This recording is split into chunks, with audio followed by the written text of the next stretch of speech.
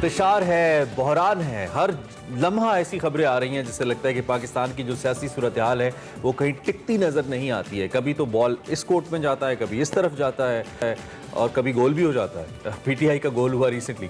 बड़ी बड़ी खबरें सामने आ रही हैं। स्पीकर कौमी असम्बली ने तहरीक इंसाफ के 11 अरकान के इस्तीफे मंजूर कर लिए हैं। This was a surprise, trust me. ज़िमनी इलेक्शन करवाने का भी इन 11 सीटों के ऊपर ऐलान कर दिया गया है। हुक्मरान इत्तेहाद ने भी इस सारी सूरत हाल को देखते हुए बड़ा फैसला किया। पीटीआई का फौरी इलेक्शन का दबाव मुस्तरद किया गया और दो टोक अल्फाज में एक बार फिर ये बात की गई, एक बार फिर पैगाम दिया गया कि हुकूमत अपनी मुद्दत पूरी करेगी, इलेक्शन अपने वक्त पर होंगे। मौलाना फजलुर रहमान ने सुप्रीम कोर्ट के फैसले पर वंस अगैन बहुत शदीद तशवीश का इजहार किया। इससे सियासी अदम इस्तेहकाम, माशी बदहाली का जिम्मेदार करार दिया और इलेक्शन कमीशन से फौरी तौर पर ममनुआ फंडिंग केस का फैसला सुनाने का मुतालबा भी कर दिया। डेमोक्रेटिक मूवमेंट का सरबराही इजलास आज यहाँ मुनक़द हुआ।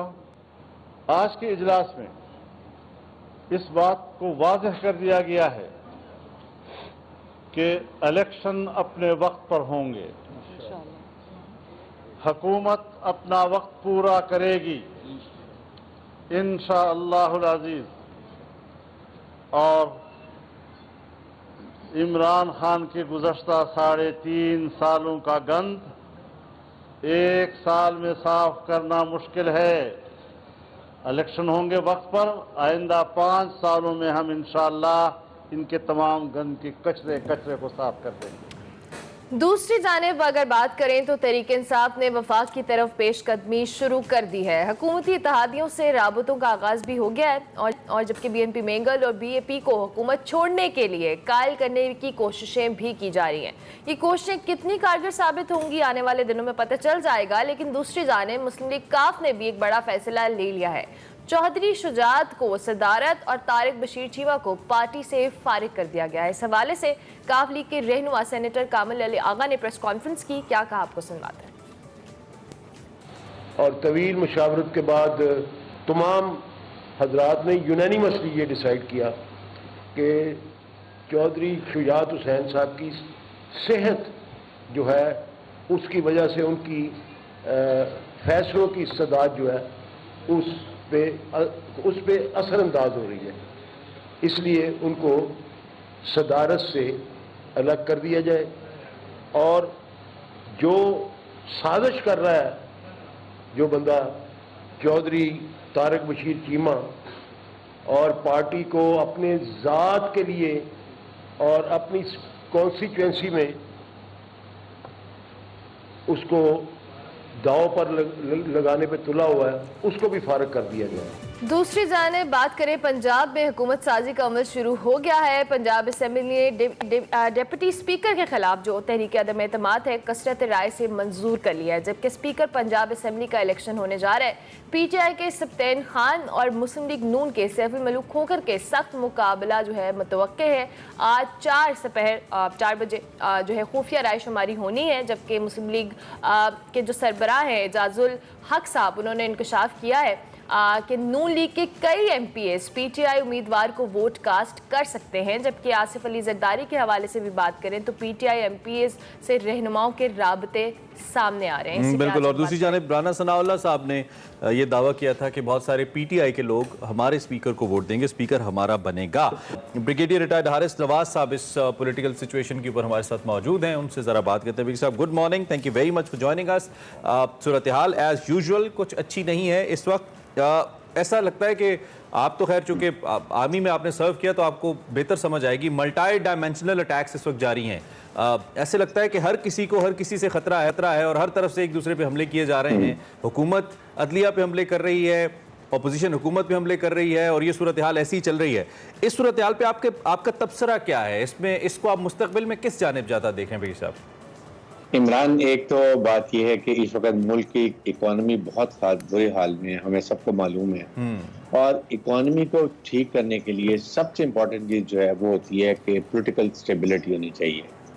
मुल्क में सियासी इस्तेहकाम होगा तो आगे हुकूमत तरक्की करती है इकोनॉमी की तरफ, और हमें मालूम है कि इस वक्त क्या कंडीशन है। और हमारे सियासतदानों को बिल्कुल कोई फर्क नहीं है जिस तरीके से आपने राना सनाउल्लाह की स्टेटमेंट देखी, आपने मौलाना फजल रहमान की स्टेटमेंट देखी, आपने दूसरे रहनुमाओं की देखी, कुछ भी किसी को फिक्र नहीं है। और ये बड़ा ही एक लम्हा फिक्रिया है। और इसके साथ साथ जिस तरीके से पंजाब में अब हुकूमत बन गई है तो अब उनके पीछे फिर लगे रहेंगे। और सेंटर में फेडरल गवर्नमेंट बहुत कमजोर हो गई है, क्योंकि जब पंजाब आपके साथ नहीं, सबसे बड़ा सूबा KPK में उनकी गवर्नमेंट है, और उसके बाद तकरीबन बैलेंस गवर्नमेंट है बलूचिस्तान में, इट्स ओनली सिंध जहाँ पर जरदारी साहब की हुकूमत है। तो जाहिर है कि जब सेंटर कमजोर होगा तो वो किस तरह स्ट्रॉन्ग इकोनॉमिक डिसीजन लेगा। और अभी बिजली भी की और महंगी होने लगी है, गैस महंगी होने लगी है, उसके बाद आपके पास पेट्रोल दो और लेवी लगने के लिए वो तैयार बैठा हुआ। तो इन एनवायरनमेंट में सबसे पहले चाहिए कि आप पॉलिटिकल स्टेबल करें मुल्क को, और उसके बाद आगे चलें। और इसके लिए इम्पोर्टेंट बात ये इस वक्त कि कम से कम किसी को तो नेशनल डायलॉग की कॉल देनी चाहिए। बिल्कुल। सबसे यहाँ पहला इनिशिएटिव जो होता है वो गवर्नमेंट के पास है कि प्राइम मिनिस्टर पाकिस्तान तमाम पार्टी इंक्लूडिंग इमरान खान को लेटर लिखें या बात करें और इनवाइट करें कि आप आएँ और हम सारा फॉरम क्लियर है, it is open discussion including early election, then find a solution. अगर वहाँ इमरान नहीं आते then at least you are on a moral ground. और अगर ये भी नहीं होता तो इसके लिए मेरे ख्याल में ये जरूरी चीज है। ठीक हो गया। ब्रिगेडियर साहब, दूसरी जानिब कल हमने प्रेस कॉन्फ्रेंस देखी PTM इत्तेहाद की जानिब से। ऑब्वियसली उन्होंने कल बहुत दो टोक अल्फाज में कहा कि हम अपनी मुद्दत पूरी करेंगे, और जिस तरह से हमें इलेक्शन का जो दबाव डाला जा रहा है तहरीक इंसाफ की जानिब से, हम उसको मुस्तरद करते हैं। फर्स्ट ऑफ ऑल, आप इस फैसले को किस तरह से देखते हैं? जिस तरह से आपने खुद भी बात की कि इतनी पॉलिटिकल इंस्टेबिलिटी है, इकॉनमी का बुरा हाल है, और दूसरा एक और फैक्टर कि सारी चीज़ों का मलबा मुस्लिम लीग नून के ऊपर आ रहा है, क्योंकि वो इस वक्त हुकूमत में है। चाहे वो जो भी एक्सक्यूज़ दें कि तहरीक इंसाफ की हुकूमत में हुआ, लेकिन स्टिल आवाम तो उन्हें रिस्पॉन्सिबल करार दे रही है। ऐसे में कंटिन्यू करना है सारे टेन्योर को, आप इस फैसले को किस तरह से देखते हैं? आपने प्राइम मिनिस्टर पाकिस्तान की असेंबली में स्पीच सुनी होगी, उन्होंने टोटल 1.5 घंटा इमरान ने ये कर दिया, PTI ने ये कर दिया, PTI ने बारूदी सुरंगें बिछा दी, हमें ये करना पड़े। द पॉइंट इज, अगर ये हालात थे तो why did you come? Did you have any solution? क्या आपने कहा कि हम आके पेट्रोल को 150 रुपए पे कर देंगे, हम गैस को सस्ता कर देंगे, हम आवाम को बहुत रिलीफ देंगे, दूध की नहरें बहा देंगे और फिर रिवाइव करेंगे? सो आपने डिलीवर तो कुछ नहीं किया, सवाए अपने केसेस खत्म कर लिए, नैब को आपने बिल्कुल उसके विंग्स क्लिप कर दिए, आपने उसका ऑर्डिनेंस चेंज कर दिया, EVMs और ओवरसीज पाकिस्तानी की वोटिंग राइट खत्म कर दी, ये आपने काम किया। तो इसलिए यही वजह है कि जिसकी वजह से लोगों ने PTI को वोट दिया, और इमरान ने अपना बयानिया बहुत ऊपर ले गए। उसके बरक्स PTI का, इनका PMLN का होना चाहिए था बयानिया कि जी हम आपको काउंटर मैयर क्या दे रहे हैं कि सस्ती चीजें करें, वो भी नहीं कर सके। तो अवाम इसलिए अब ये परेशान हुए हैं, और ऐसी स्टेटमेंट इस वक्त देना कि अच्छा, एक साल पूरा करें, कैसे करेंगे? It's very difficult. बिग साहब, आपने कहा कि कोई तो नेशनल डायलॉग की कॉल दे, कोई से क्या मुराद है? पहला आपने कहा कि पहला ये हक हुकूमत का है, इन केस अगर हुकूमत अपनी सियासी वजूहात की बिना पे नहीं देती तो देन आपका इशारा क्या एस्टेब्लिशमेंट की तरफ है? नंबर 1। और दूसरा मेरे सवाल का हिस्सा है कि एक दूसरे से बातचीत करें, मिस्टर इमरान खान साहब को लिखें। इमरान खान साहब ने तो परसों अपनी स्पीच में कहा कि वो तालिबान से बात कर सकते हैं, सेपरेटिस्ट से बात कर सकते हैं, उन्होंने बाकायदा नाम लेके सिंध और बलूचिस्तान के लोगों का कहा, उनसे मिलिटेंट से बात हो सकती है, इनसे बात नहीं हो सकती, ये चोर हैं। तो कैसे बात होगी जब एक सियासतदान का इतने बड़े लेवल पे ये रवैया होगा? तो कैसे बात होगी फिर? जब इमरान ने अगर ये बात की है तो प्राइम मिनिस्टर पाकिस्तान को रोकता तो नहीं, कहिए despite all, just to have a political stability. और मुल्क की इकोनॉमी पे भी हम बात करेंगे, सियासत पे बात करेंगे, इलेक्शन में बात करेंगे, आए बैठे तो एटलीस्ट मॉरल ग्राउंड तो आपकी बन जाएंगी। एंड व्हेन आई से कि somebody should make them sit on for the dialogues, मतलब ये कि आपका प्रेसिडेंट पाकिस्तान है, कॉन्स्टिट्यूशनल अपॉइंटमेंट है, चीफ जस्टिस पाकिस्तान है, कॉन्स्टिट्यूशनल अपॉइंटमेंट है। दो एस्टेब्लिश को आई स्टिल फील कि अगर वो कह रहे हैं कि अब हम नहीं आना चाहते, हम अपना ऑपरेशनल काम करेंगे, और पॉलिटिशियंस को उधर देखना बंद कर देना चाहिए। Stop looking towards establishment. आप ये दो कॉन्स्टिट्यूशनल अपॉइंटमेंट्स हैं, ये इनको बिठाएं और इनको बताएं कि फाइंड अ सोल्यूशन बिफोर। क्या ये मुझे बताइए, मैं आप सब यहाँ बैठ के पाकिस्तान खुदा न खासा एक स्लिप कर रहा हो एक डिजास्टर की तरफ, क्या हम तमाशा देखते रहेंगे या हम कोई एक्शन करेंगे? और एक्शन यही आई फील कि ये कॉन्स्टिट्यूशनल अपॉइंटमेंट्स हैं, बजाय इसके कि अब हम आर्मी को कहें हर दफा फिर वही उसने फेवर कर दी, इसको फेवर कर दी। So army should remain out now. These दो लोगों को बिठाएं और कहें कि फाइंड अ सोल्यूशन। लेकिन भाई साहब, कल से आप सोशल मीडिया अगर फॉलो कर रहे हो पीएमएलएन का, उस पे मुसलसल वो जो एक लाडले का नैरेटिव है, और लाडले से मुराद एस्टेब्लिशमेंट का लाडला इमरान खान, पीएमएलएन उस जानिब इशारा करती है। कल से इस नैरेटिव को बहुत हवा दी जा रही है, चाहे मरियम नवाज साहिबा हो, जितनी सेंट्रल लीडरशिप हो, इवन शहबाज शरीफ साहब प्राइम मिनिस्टर, उन्होंने भी ये मेंशन किया।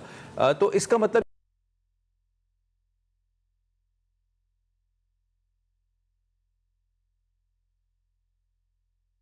देखते हैं, और है जिसके ऊपर सबका एतमाद था। बहुत सारे अहम फैसले पिछले दिनों में अदलिया ने किए।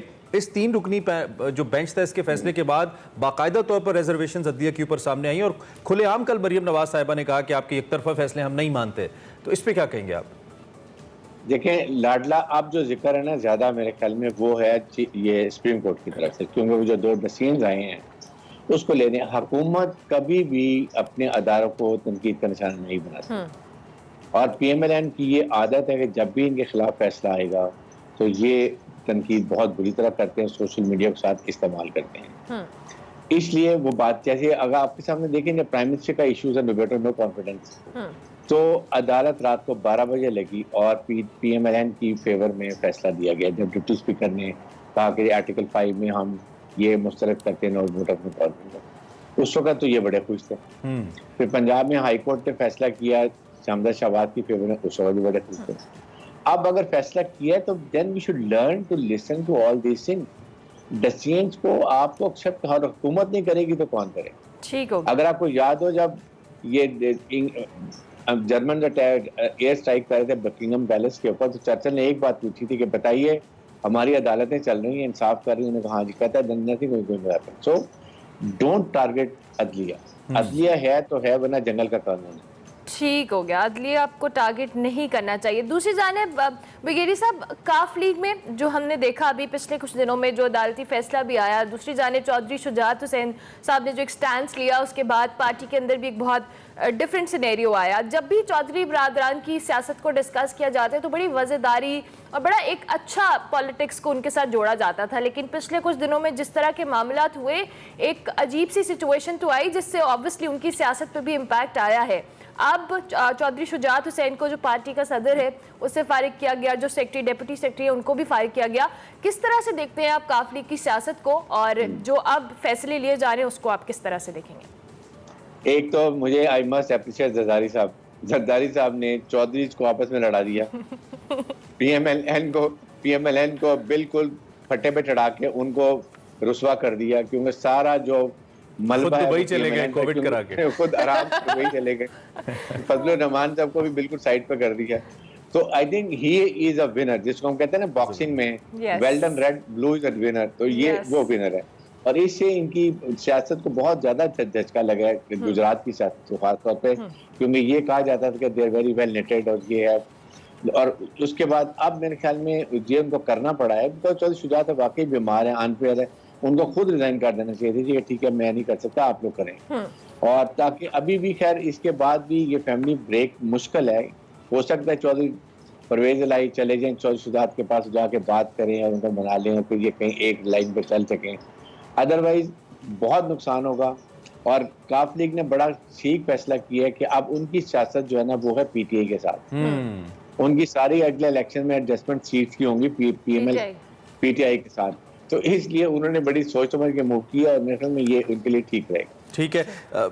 हमेशा डिपेंडेंट रही है चौधरी बरादरान की सियासत। कभी वो मुस्लिम लीग नून के ऊपर, नवाज शरीफ साहब के ऊपर डिपेंडेंट रहे हैं।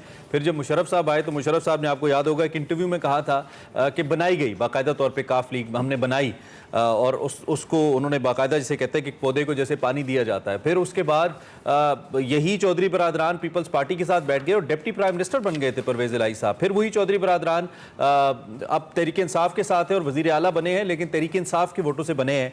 तो अपनी सियासत का तो कोई वजूद पीएमएलक्यू का कभी रहा नहीं है। तो अभी ये जो इतना बड़ा ब्रेक थ्रू मिला है कि 10 एमपीएस के साथ वजीर आला बन गए हैं, पीएमएलक्यू अपनी को पॉलिटिक्स जिंदा कर पाएगी परवेज इलाही बतौर पार्टी हेड, या अपनी पार्टी को ऊपर लेके आ पाएंगे इस चांस के बाद, आपको लगता है?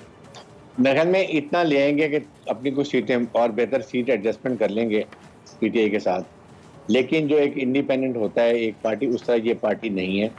ऑलवेज इनको सपोर्ट चाहिए किसी न किसी पॉलिटिकल पार्टी की। और अब उन्होंने अवाम का, पब्लिक का मूड देखते हुए उन्होंने बड़ा सही फैसला किया कि वो पीटीआई के साथ रहेंगे और कहीं अपने एमएनएस की तादाद बढ़ाने की कोशिश करेंगे, एमपीएफ की बढ़ाने की कोशिश करेंगे। और अभी अगर ये जितना अर्सा पंजाब में रहते हैं उसमें भी अपनी पार्टी को स्ट्रॉन्ग करेंगे और में भी इससे पीएमएलएन को काफी नुकसान होगा। ठीक हो गया, thank you very much brigadier साहब। बहुत क्या कि आपने early in the morning join किया। ब्रिगेडियर रिटायर्ड हारिस नवाज हमारे साथ मौजूद थे। मौजूदा सियासी सूरत message for the people, Yes. सियासत को एंजॉय किया करें, सियासत को ज्यादा सीरियस न लिया करें। जज्बाती नहीं होना। देखिए सियासतदान कैसे अपने मफादात के लिए पार्टियां बदलते हैं, इधर जाते हैं उधर जाते हैं। आप लड़ते रहते हैं एक दूसरे के साथ, ऐसे ना किया करें। आपके से किसने लड़ाई की है? सब लड़ते हैं। Have a good morning, break लेते हैं।